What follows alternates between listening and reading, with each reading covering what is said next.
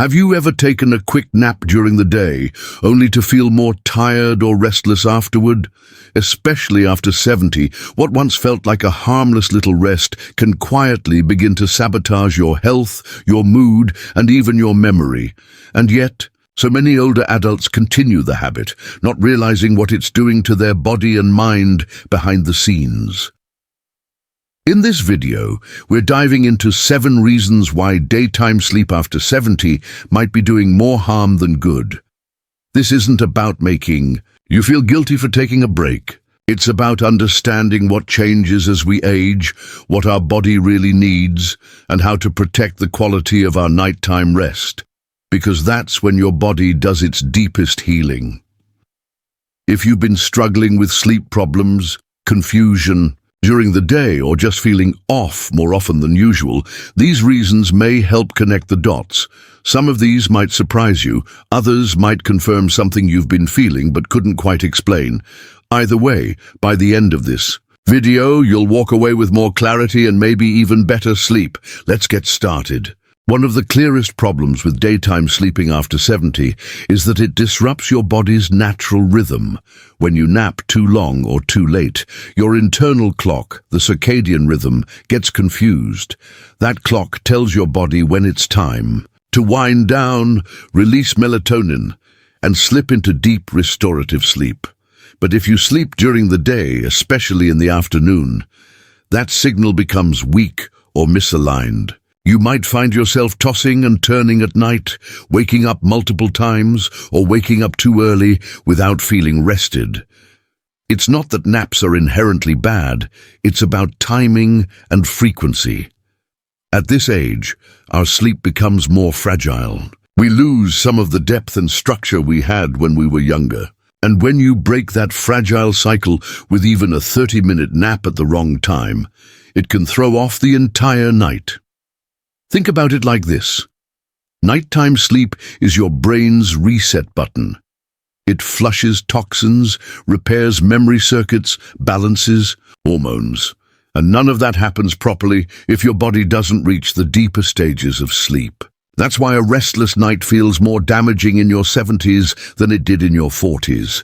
I knew a man named Leonard, 78 years old, who swore by his afternoon naps until he started waking up at 2 a.m. every morning, wide awake, unable to fall back asleep. It wasn't until he skipped his daytime naps for a full week that he noticed he could sleep longer and deeper. That single change improved not just his energy, but his focus, his digestion, and even his blood pressure.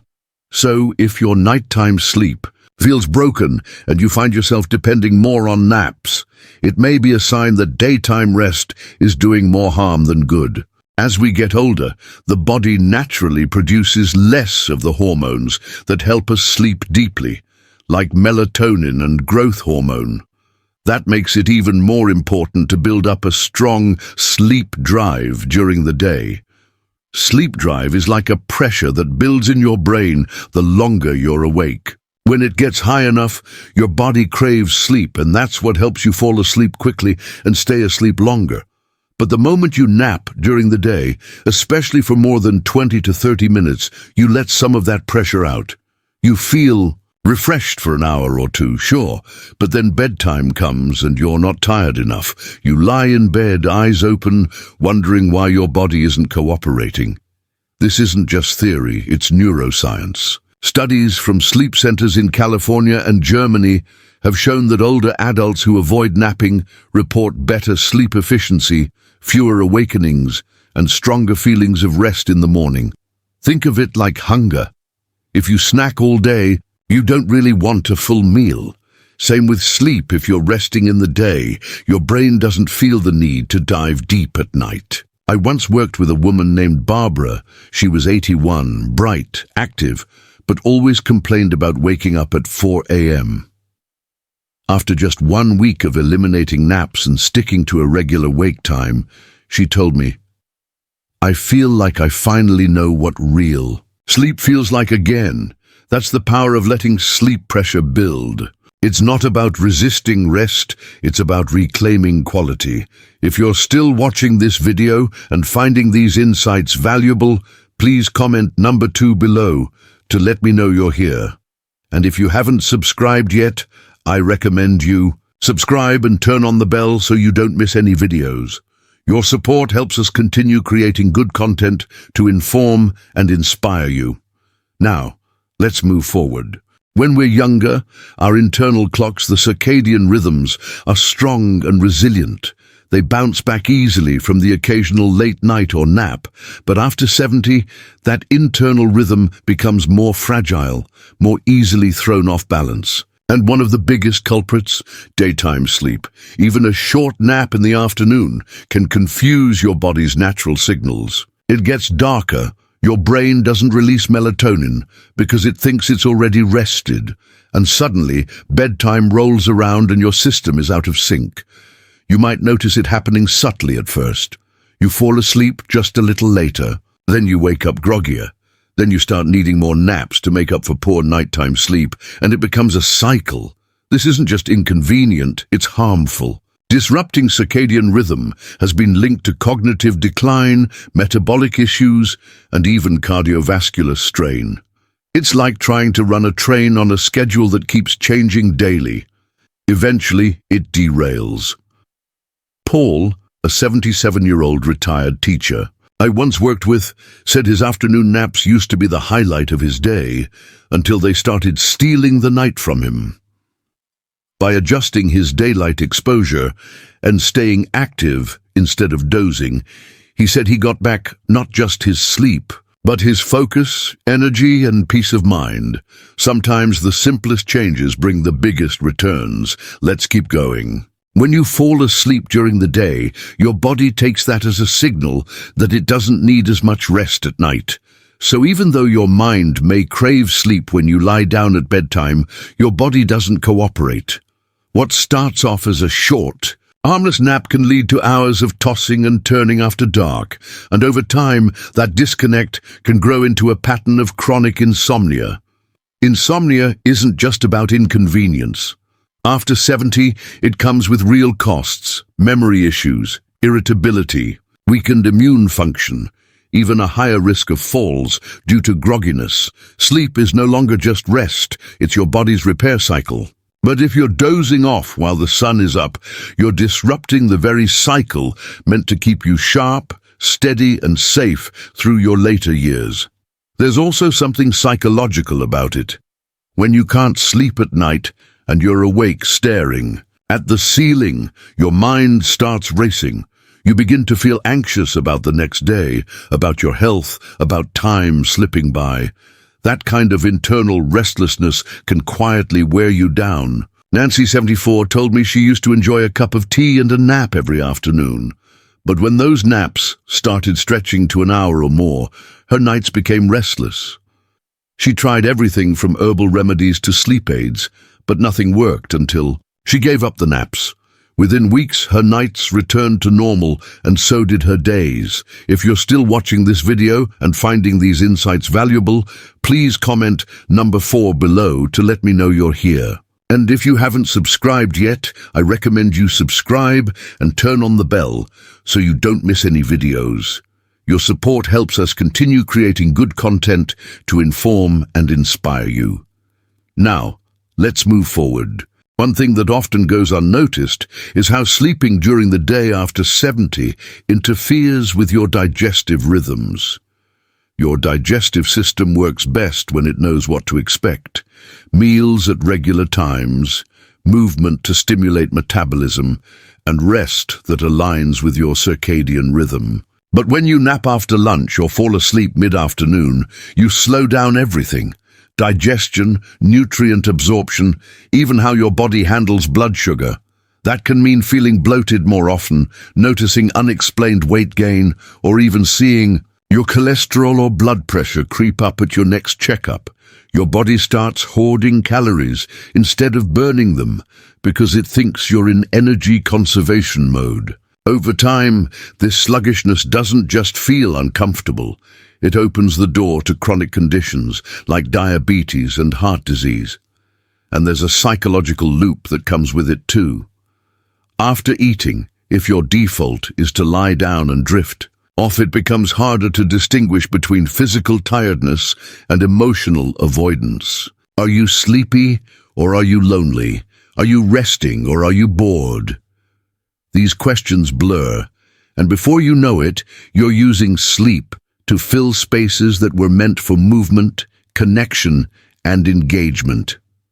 One man I spoke to, Thomas, he's 78, now shared that his post-lunch naps made him feel sluggish and irritable. He'd wake up more tired than before. After he started taking a short walk instead, not only did his digestion improve, but he felt mentally clearer for the rest of the afternoon. He didn't need antacids anymore, and he even started sleeping better at night. Sleeping during the day might feel innocent, but after 70, your body is more sensitive to these internal rhythms. Protecting your daytime wakefulness is one way to protect your long-term stability, both physically and emotionally. As we age, our emotional world becomes even more important. How we respond to stress, how we process joy, how we stay hopeful even when facing loss. But sleeping during the day, especially when it becomes a daily pattern, has a subtle way of dulling these emotional edges. It flattens your emotional range. You start to feel less engaged, less excited, less motivated. You might not even realize it at first, only that life feels a little more muted, a little more distant. This happens because daytime sleep fragments, your natural hormonal rhythms, including the release of neurotransmitters that help you process emotion, like serotonin and dopamine. You're no longer riding the wave of your body's natural energy highs and lows. Instead, you're cutting those arcs short, making it harder to build momentum, recover from setbacks, or even feel truly alive in joyful moments. There's also the issue of mental flexibility. When you're well rested and awake during the day, your brain has space to think creatively, solve problems, and adapt to unexpected events. But when daytime naps become routine, your ability to mentally shift gears, to stay sharp and emotionally resilient, slowly fades. And this isn't just theory, it plays out in real life. Take Evelyn, 82, who began napping daily after her husband passed. What began as a way to pass time soon turned into avoidance. Her daughter eventually noticed Evelyn was less responsive, less interested in conversation. When Evelyn replaced her nap with a daily check-in call and a hobby she could do near a window, her mood lifted. She said it felt like she was coming back to herself. If you want to stay emotionally present, responsive to joy, adaptable to change, resilient in the face of pain, then preserving your wakefulness during daylight. Hours matters. It's not about forcing yourself to stay awake just for the sake of it. It's about protecting your emotional vibrancy so that the later chapters of your life are still full of richness, purpose, and connection. If you're still watching this video and finding these insights valuable, please comment number 6 below to let me know you're here. And if you haven't subscribed yet, I recommend you subscribe and turn on the bell so you don't miss any videos. Your support helps us continue creating good content to inform and inspire you. Now let's move forward. The body has a finely tuned internal clock, a circadian rhythm, that controls when you feel alert and when you feel sleepy. After 70, this rhythm can become more fragile, and when you nap during the day, you blunt your natural sleep pressure, also known as the homeostatic sleep drive. That's the biological need that builds throughout the day, helping you fall asleep quickly and deeply at night. But daytime sleep interrupts this build-up. It's like taking a snack in the middle of the afternoon when you're trying to be hungry for a special dinner. You show up at bedtime and you're just not hungry enough to rest. This effect isn't immediate. It creeps up slowly. You might start noticing that you wake up more during the night, or you can't fall asleep right away, or your sleep feels shallow and unrefreshing. So what do? You nap again during the day to make up for it. And just like that, you're stuck in a cycle that only worsens your sleep quality in the long run. Once this cycle gets going, it becomes harder to break. Even if you try to stop napping, you may already be dealing with fragmented nighttime sleep. But here's the good news. Many older adults who reduced their daytime napping saw improvements in just a few weeks. The key is to engage your body and mind during the day. Go outside in the morning, do something physically light but consistent, and keep social connections active. These things help reinforce that sense of daytime wakefulness. Your brain needs to build real sleep pressure for later. When you protect your natural sleep drive, you're not just improving your sleep, you're protecting your alertness, mood, and brain health. You're giving your body a reason to rest fully at night and rise with energy in the morning. At this stage of life, quality of sleep matters even more than quantity, and that starts with how you spend your daytime hours. A nap can feel like a treat, a little pause in the middle of the day. And for many, it's harmless. But once you're past 70, what feels harmless can quietly chip away at the quality of your nights, your energy, even your brain's clarity. We're not saying never rest. Your body still needs pauses. But there's a difference between intentional rest and unconscious withdrawal. If you found yourself nodding through this list, you're not alone. Many older adults fall into these patterns without realizing how much they affect their vitality, memory, and sense of daily purpose. The goal here isn't to make you afraid of resting, it's to help you rest smarter, to use your day to fuel your night, to recognize that every hour you stay meaningfully engaged during daylight is like saving up currency for a full, satisfying sleep after dark. That kind of change doesn't just help you sleep, it changes how you age. So how did this resonate with you? Was there one reason that surprised you? Or maybe you recognized a pattern in your own life, or in someone close to you? That recognition, that quiet moment of "that's me," is the beginning of real transformation. And it's never too late to adjust course, even in your 70s, 80s, or beyond. Thank you for joining us today. We'd love to hear from you. Leave a comment below and share one thing you learned today and how you plan to use it in your life. Your thoughts are important to us, so don't hesitate to share them. Reading your comments gives us great motivation and encouragement. If you enjoyed this video and found it helpful, please like, subscribe, and share. Your support helps us continue creating good content to inform and inspire you. Thanks for watching, and we look forward to seeing you in the next video.